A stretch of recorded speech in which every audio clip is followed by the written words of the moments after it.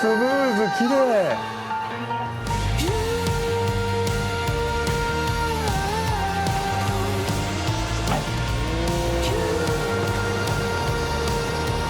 収益面はなかなか圧迫してくるということはありますね。100円と豆腐を買ってもう500円手数料取られたってや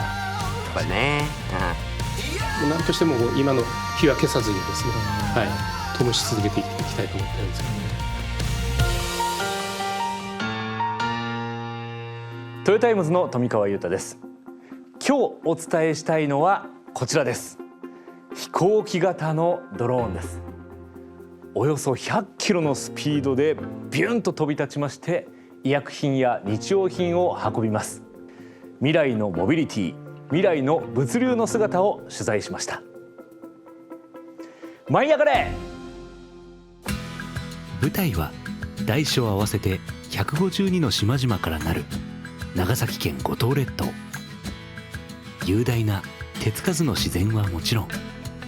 潜伏キリシタンの関連遺産が世界遺産に認定されるなど、歴史を物語る施設も数多く残されています。今回そんな五島列島を訪れたのは、観光でも朝ドラの聖地巡礼でもありません。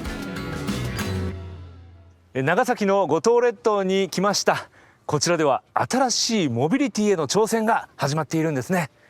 まさにドローンがやってきました。今からドローンに注目してください。ドローンの機体からほら、荷物が降ってきます。このように荷物を離島に運ぶという社会実装が行われているんです。福江島を中心に10の有人島から構成される五島市。およそ3万人が暮らす福江島に比べ、他の島の人口はおよそ10人から2000人。本土から直接移動手段がない島は二尻島と呼ばれていて、福江島からの船が唯一の交通手段となっています。二尻島と呼ばれる島に向かうためには、このように船に乗って移動しないといけません。そのためですね、郵便物とか宅配便、さらに新聞も船で運ばないといけないんですね。つまり限られた回数しか運ぶことができませんし、天候によっては荷物は一切運べないということになります。積み荷の中にはお弁当も。二尻島に到着すると、荷物はすぐに島の中へ運び込まれます。そして新たな荷物が再び船内に。こうした配送事情もある中で、島民などから大きな期待を受けているのがドローンです。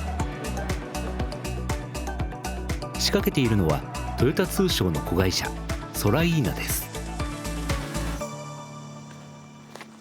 こちらですね、ソライーナ。待ち合わせしています。こんにちは。すいません、お忙しいところよろしくお願いします。いいですか、入っちゃって。失礼します。おお、いらっしゃいました。見てください。早速ドローンがお出迎えです。バッテリー充電してる。結構いっぱい台数あるんですね。そうですね。今機体は11機いつでも出るようになっています。もうワクワクしてきましたよ。よろしくお願いします。はい、今日はよろしくお願いします。この日すでに注文が入っているということで、早速見せてもらうことに。ですけども、ファックスでご注文いただいています。今日も入ったんですね、注文が。そうですね。今日もちょっと複数今いただいている状況です。はい。発注者は福江島の北東新上五島町にある薬局。新上五島町には医薬品の卸業者がないため、福江島から薬を運んでいます。今ちょうどお薬が届いて、中身のお受け取りの中身のですね、チェックをし終わったところです。これがさっきの注文されてたものですね。そうです。はい。ソライーナの主な配達物は医薬品です。別の島の薬局が発注した薬は福江島にある医薬品の卸業者がすぐにソライーナまで配達してくれます。それをドローンに乗せてスピーディーに届けることができます。さらに実は赤いマークというか、はい。で劇って書いてあるんです。劇薬って呼ばれるカテゴリーの薬になっていて、最近厚労省さんが出されているガイドライン上で OK になった薬です。じゃあそれまで運べなかったんだこれは。そうなんです注文があっても。はい。で結構現場からは劇薬届けてほしいっていう声も多かったので、最近ようやくですねお客様が必要とするものがお届けできるようになってきました。荷物の重量は最大 1.75 キロまで。ただ軽すぎるとパラシュートが風で飛ばされてしまうため、重りを乗せて重量を1キロ以上になるよう調整します。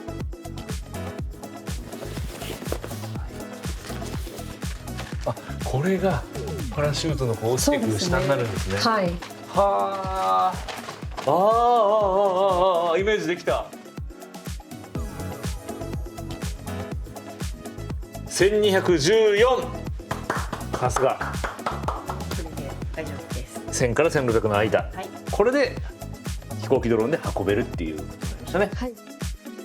お願いします。先ほど梱包した荷物をいよいよ機体に入れていきます。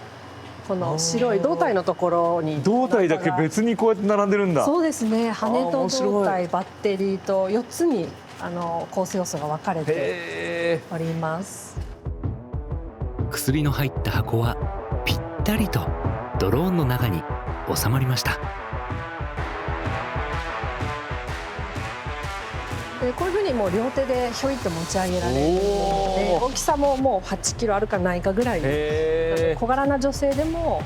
オペレーターとして活躍いただきます。今度奥からですね羽が羽がやってきた。来まして、羽もガッチャンとで本当にですねパチパチとこんだけであっという間に。ドローンは翼がついた固定翼型と呼ばれ、風速14メートル、1時間あたりの雨量が50ミリでも安定飛行することができるといいます。いよいよです。モーター回転します。はい。有川に向けて荷物が出発します。見てるようなように行きます。じゃあおお、すごいスムーズ、綺麗。およそ100キロのスピードで飛び立ち、設定されたルートを自動で飛行します。さらに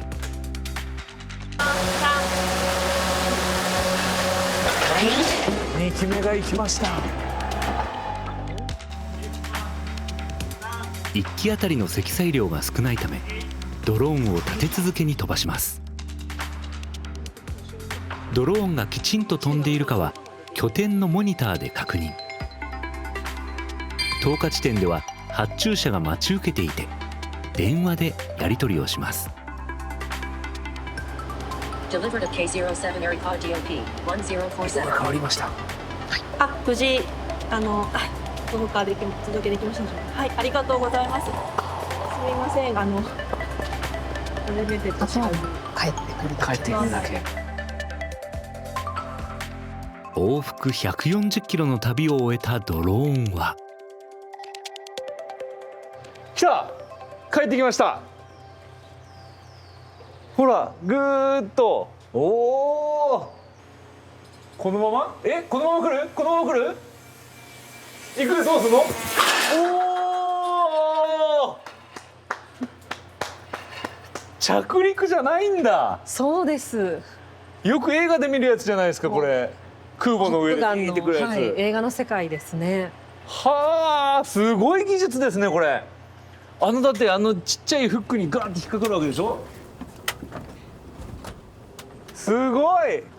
こんなちっちゃいフックに引っかかってんの？本当に2、3センチぐらいのフックに引っかかっています。こんなんですよ。指より細いじゃないですか。間スペースが狭いところにワイヤーがピッて引っかかって、それで止まってる。はい。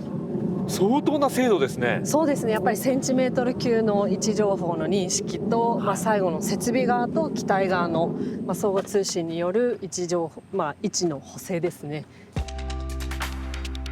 現在ソライーナは有人地域の上空は目視できなければ飛ぶことができないため、飛行経路は主に海の上。福江島にあるソライーナを拠点に二次離島の港など7カ所に投下することができます。つまり個人宅や薬局の目の前に投下することはできないため、先ほど言った通り依頼した人は落下地点まで荷物を取りに来ます。魚の目薬局の方ですか？そうです。あ、取りにいらっしゃったんですね。あ、こうやって取りに来るんですね。じゃあお渡しさせていただきます。はい。どうもね。すみません。こうやってドローンのサービスを利用実際にされてるんですね。そうですそうです。急ぐ時はですね、なかなか大変貴重な配送方法ですね。新上五島町で薬局を営む浜崎さん。在庫のない医薬品を処方する際や天候不良で船が動かない時など、よくドローンを利用しているそうです。このドローンで医薬品を運ぶという取り組みが始まる時、どのような期待を持たれてました？やはり患者さんに対して、不足しない、直ちに必要である薬がお届けできるということをね、一番期待してましたね。通常こちらに入ってくる時は船なんですね。午前中に頼まないとその日のうちに絶対入ってこない。仮に昼過ぎに患者さんが来られて、この薬ないねっていう時には早くて翌日です。実際に声は上がってますか？例えば患者さん来られて、これないから今すぐ発注するから、ドローンというので届けるからね、今から2時間以内に届くからっていうことを言えば患者さんとしても安心するし、ドローンがなければですね、ごめんなさいね、これ明日しか入らない、1日待ってねっていうことになっちゃうね。これからはね、ドローンで運んでこれれば迅速に供給できますねっていうところですね。島の医療を支えているのは薬局や医療機関だけではありません。薬の流通を担う医薬品の卸業者も重要な役割を担っています。すみません、よろしくお願いします。こんにちは、よろしくお願いします。どうぞよろしくお願いいたします。案内していただいてもいいですか？大丈夫です。すみません、失礼いたします。どうぞどうぞ。失礼します。ソライーナから連絡があったら、ここから薬を取って運ぶというそうです仕組みですね。また我々医薬品卸っていうのは医薬品を常に安定的に医療機関さんへお届けして、で患者さんがどこでも、お薬を手に入れられる、そういうインフラを担っていると思ってるんですよね。なのでその医薬品の安定供給っていうのは、我々の社会的使命だと思ってます。なので、その中で医薬品を運ぶやっぱり配送の手段が増えるっていうのはすごくいいことだと思いますし、社会インフラ企業でもあると思っているので、そこには積極的にご協力したいなという思いはありますね。一方で見えてきた課題もあるといいます。正直な話で言うと、当然コストは正直我々オンコストには正直はなってるので、じゃあドローン配送で今までの陸送とか、船便の配送がなくなるかっていうと、それはなかなかなくせない部分があるので、基本的には課題としてやっぱりそのコストが乗ってくる、収益面はなかなか圧迫してくるということはありますね。なので先ほどの医薬品を安定供給しなくちゃいけないという社会的使命と、会社の収益のこのバランスを取ることが重要かなというふうには思ってますね。ソライーナと社会実装に取り組んでいる医薬品の卸業者は現在3社あります。コスト面での課題はあるものの、それぞれ特別な思いで協力していました。やっぱり若者の流出がかなり進んでまして、それに伴って人口減少もいますし、あと高齢者も加速しております。船の利用者も人口減少によって減っているような状況で、今後これがますます進んでいくとその減便が起こることによって暮らす人々の健康にも影響が与える可能性があるんじゃないかと、そこがうまくいくとですね、かなり患者さんにも喜ばれるんじゃないかなと思ってます。で、私実は、五島市出身でですね、転勤を経て4年前に帰ってきたんですけれども、やはりこの、離島ならではの課題、離島であるがゆえの課題っていうのがもう本当によその地区を経験しただけに明確に感じましてですね、その中の一つにやはりどうしても物流と欠航であるとか、やはり品揃えの問題とかがやはりどうしても本土と比べてやっぱり脆弱だという思いはもう直感的に感じました。離島医療の物流面でのですね、明るい未来が必ずや期待できるというふうに私は信じています。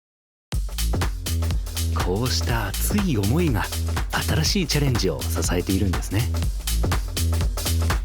しかし課題はこれだけではありません。2022年末から始めた食品日用品の配送でも大きな課題に直面していました。ドローンの注文というのはどんなものが一番多かったですか？今回はですね、お弁当がたくさん注文がありまして、特にですねこちらの海苔弁とか、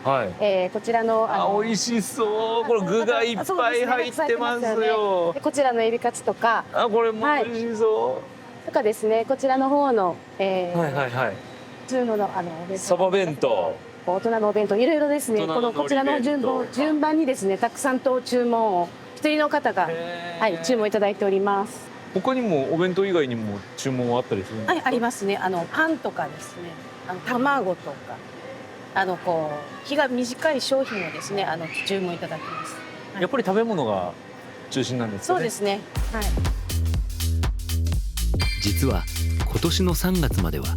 国の補助金を利用して配送料を無料でやっていました。しかし期限が切れ、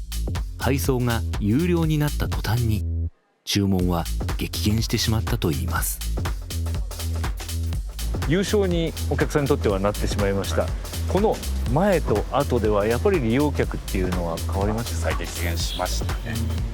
実際週に2回1回まとめ買いに来られるんです。実際段ボール箱を3箱4箱買いに行ってですね、うちの店としても力になりながら行くことがまず大事かなって思いながらですね行ってるんですけど、なかなかですね進まんとこも実際あるとは思いますけど、現在送料は1機につき1000円。無料だった時に10回以上利用していたという二次離島に住む島民にお話を聞きました。十日地点は自宅から見下ろすことのできる港です。何を頼まれたんですか？卵とか他もろもろ卵がメインでしたね。卵がメインです。仕事は漁師。イサキを一本釣りして家族でも食べているそうです。さらに自宅の隣には家庭農園もあるため、魚と焼酎とで野菜とあればもう毎食十分ですね。十分。なるほどね。それが豊かな生活ですもんね。でたまに違うものを食べたいなっていう時にドローンねお願いしてお肉を頼んだりとか、なるほどね。豆腐を頼んだりとか、かまぼこを頼んだりとか。実証実験が3月に終わって、そこから有料になりましたね。1回500円。そうするとやっぱり使いづらくなりましたですね。やっぱり計算しますもんね。例えば100円の豆腐を買ってで500円手数料取られたって言ったらやっぱりね、600円の豆腐高いなって思うけんから、使いたい気持ちはあるんですけどさすがに。ただ浜村さんもこのまま終わってほしいとは思っていません。久賀島には小さな商店が一つだけ。天候が悪ければ品薄になることもあります。結構福江島から久賀島間で結構しけるんですよね。でお弁当は月水金で卵とか牛乳は、火曜日とか来たりするんですけど、そういう時に限ってやっぱ欠航してしまうもので、やっぱそうですね、難しいところありますね。いや、それせめて1回につき10キロぐらいをもう持ってきてもらえたら、私たちが普通こう買い物に行くとすれば、いろんな野菜とか家で使うような品もいっぺんにこう買ってくるって言えば普通にもう10キロぐらいはなるんで、そうですね、その値段とその量がマッチングすれば別に坂の人たちは使うんじゃないかなって思います。大きな期待と見えてきた課題。企業の力だけで簡単に解決できる問題ではありません。自治体はどう向き合っていくんでしょうか。失礼します。市長すいません。トヨタイムズ富川と申します。ようこそいらっしゃいました。お忙しいところすいません。よろしくお願いいたします。こちらこそよろしくお願いします。五島市の野口市長に話を聞きました。長崎から五島まで100キロの海が隔たっているわけですね。で、今度はこの五島市の中でも10の島に人が住んでて、で島と島は全て海でもう遮られている、いわゆる隔絶性があるわけですね。この離島の隔絶性をこう解消できるのが、これがドローンじゃないかと。でこれをうまく使えばですね、本当住民生活いろんなサービスが提供できるんではないのかというふうな思いからですね、ドローンには早くから興味を持っておりました。はい、ただ現実の声を聞いてきますと、やっぱり3月まで補助金が出ていてお金がかからなかった時はみんな注文していたと。やっぱりちょっとしたものを買う時に500円払うっていうのは厳しいなってみんな思ってバタッと注文が減ってしまった。この補助っていうのも限りがありますけれども、自治体としてはどのようにお考えですか。一番いいのはですね、採算性が取れる形になって、そして普及をすればいいんですけども、この五島の二次離島だけでですね採算が取れるっていうのはなかなか難しいと思うんですね。だからいろんな制約なりそういったものが課題を解決して、で横展開して本土でも広く普及して、でトータルの中で採算を取る形でですね、で離島でもそういった手段が講じられるということが、本来我々が目指す姿なんですけども、ただそれまでには時間がかかるんでですね、我々の方からですねお手伝いをしながら、そういった利用料をちょっと下げるなりですね、もうちょっとそのサービス内容というのを工夫して、なんとか継続をしていくと。なんとしても今の火は消さずにですね、灯し続けていきたいと思ってるんですけどもね。ここからはですね、五島市と中継を結びまして、ソライーナの松山ミッシェル美香さんにお話を伺ってまいります。ミッシェルさん、よろしくお願いします。はい、よろしくお願いいたします。ミッシェルさん、ドローン事業っていうのは五島市で、ソライーナは一昨年からですかね、始めていますけれども、そもそもドローン事業を始めるきっかけって何だったんですか。はい、ソライーナはですね、トヨタ通商という、トヨタグループの総合商社の一新規事業からスピンアウトしたような形で始まっております。トヨタ通商としてもですね、やはりネクストモビリティという会社を挙げた戦略の中で、ドローンも一つの新しいモビリティと捉えですね、事業の種を探しておりました。その中でジップラインという5、6年前からですね、すでにアフリカで血液製剤を配送している世界有数のプレイヤーベンチャー企業と出会い、彼らへの投資を経て日本市場を共に開拓していこう、日本の課題を解決していこうということで会社を作り、私も出向できております。ドローン事業を始めて、五島の皆さん、島民の皆さんはどんな要望がありました？そうですね、我々は事業を始める上で仮説として医薬品はニーズがあるだろうということで、始めたわけですけれども、実際に自らも住んでみる中で二次離島と呼ばれる、船でしかメインの福江島に来れない方々の生活の様子をお聞きしたりする機会があって、薬だけでなく日用品とかさまざまなものが配送できるときっと笑顔になる方もいらっしゃるんじゃないかなというのはいろいろな声をお聞きする中で我々も感じたところでした。日用品というとどんなものがよく注文されたんですか？そうですね、実証事業という形で取り組ませていただいた時は本当にさまざまな商品のご注文をいただいておりました。言ってみればもういつものスーパーの買い物のようなものをご注文いただいていたかなと思います。ただですね、私も取材していて島民の方から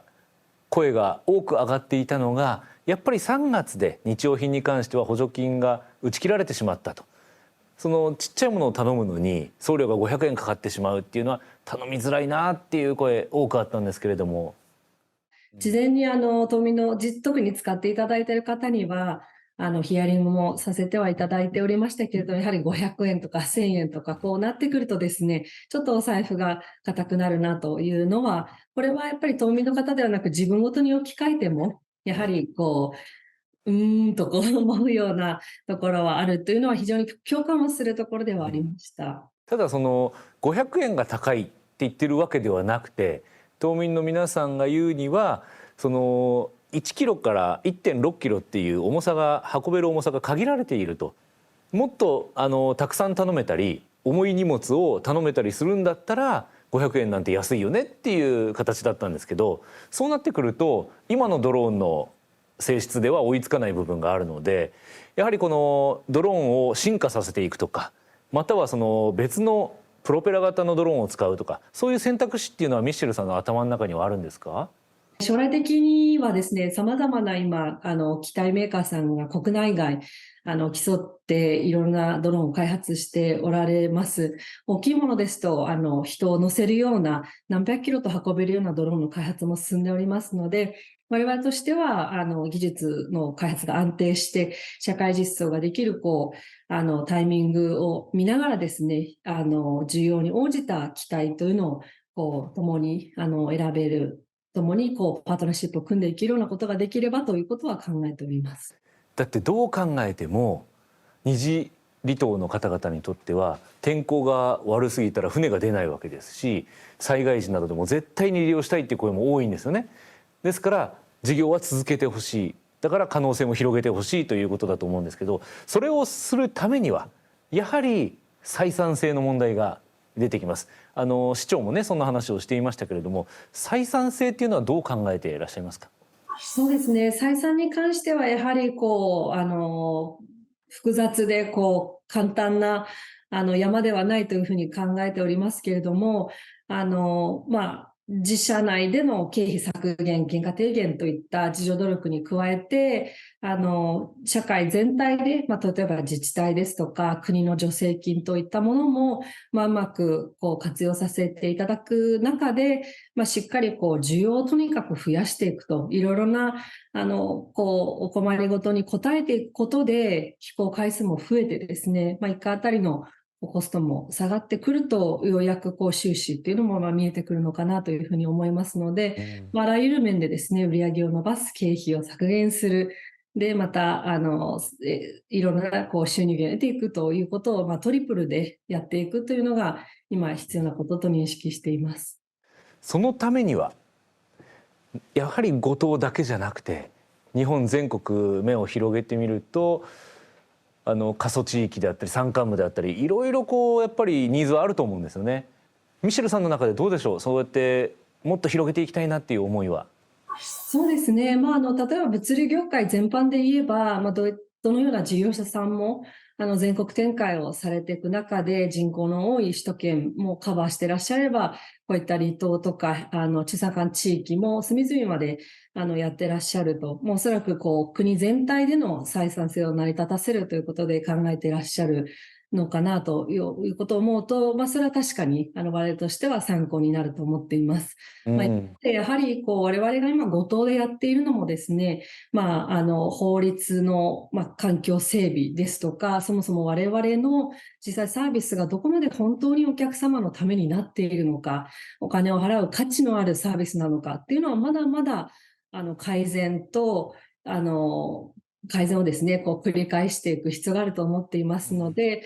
まずはしっかり五島で一人でも多くの、笑顔を増やすということで、それができて初めて、じゃあ他の地域でも同じように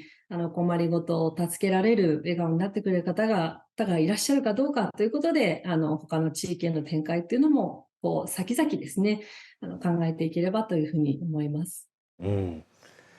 そういうこともひっくるめて、このドローン事業、ミッシェルさん、どんな夢を描いていらっしゃいますか？はい、私はですね、5、6年ぐらい前からトヨタ通商の中の、新規事業の担当者として、このドローンという世界には非常に興味を持って取り組んでまいっております。もうライフワークのような形です。で、やはり将来の期待ということでいうと、ドローンが一つの選択肢に、当たり前の選択肢になる世の中っていうのが出てきたらいいなと。で、ドローンの良さというのは省人化ですとか迅速性とか、これまでの物流手段にはなかった、あるいは保管できるようなチャンスというのが多くあるというふうに思っております。トヨタ通商として新しいモビリティを模索する中での取り組みではありますけれども、これが例えばトヨタグループ全体にとって何かいい先鞭隊としてですね、道を切り開いていければという思いは持ちながら続けております。私も実際に取材してみて、未来のモビリティ、未来の物流への可能性をひしひしと感じましたんで、応援してますんで、ぜひ一緒にこれからもよろしくお願いします。ここまでミシェルさんにお話を伺いました。ありがとうございました。ありがとうございました。世界のトヨタの仲間から最新情報を伝えてもらうワールドトヨタニュース。またまたタイの元気な特派員からリポートが届きました。สวัสดีค่ะตอนนี้นะคะพวกเราก็อยู่กันที่ Canteen HO1 ค่ะที่ Toyota สำโรง1นั่นเองค่ะใช่ค่ะเดี๋ยวพวกเราจะพากันเข้าไปดูนะคะว่าตอนนี้เป็นเวลาเที่ยงแล้วค่ะพี่ๆพนักงานนะคะก็จะลงมาทานอาหารเที่ยงกันค่ะใช่ค่ะตามไปดูกันเลยค่ะというわけでトヨタの社員食堂、今回はタイトヨタからเลยว่ามีร้านอาหารประมาณ5ร้านด้วยกันนะคะอาหารน่ากินมากซึ่งพนักงานของเราเนี่ยก็จะอาหารอะไรที่น่าทานบ้างใช่เลยค่ะเราไปดูอาหารกันเลยนี่นะคะเป็นร้านน้ำปั่นในโรงอาหารนะคะก็เราสั่งน้ำอะไรคะเนี่ยนี่น้ำแตงโมปั่นค่ะภาษาญี่ปุ่นคือซึกะจูซึค่ะ30 บาทเท่านั้นค่ะและที่นี่นะคะแนนนี่เจอร้านที่ถูกใจแล้วด้วยค่ะราคาต่อ1จานเพียง20 บาทเท่านั้นค่ะนี่จูบาสึวะนานะจูรกคือเอ็นกุไรเดสค่ะตอนนี้เรา2คนก็ได้อาหารที่ถูกใจกันมาแล้วค่ะใช่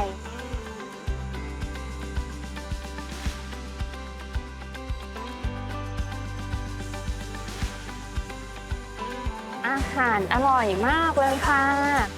ドリンクちゃん、ナニーちゃん、ありがとうございました。こうやってアレンジもできるんですね。そしてトヨタイムズニュースでは今後も世界のトヨタの社員食堂の様子もご紹介していきますよ。はい。おいしい。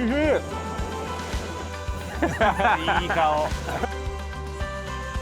うわ、すごいいっぱい具だくさん。ほら、